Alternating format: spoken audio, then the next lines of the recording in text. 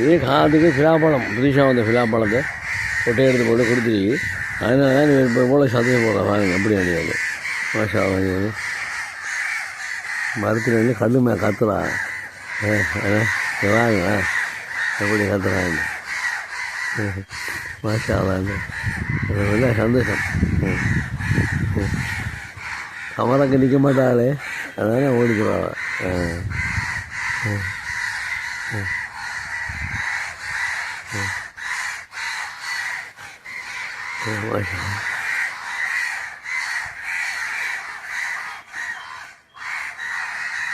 எத்தனை வயல் கம்மி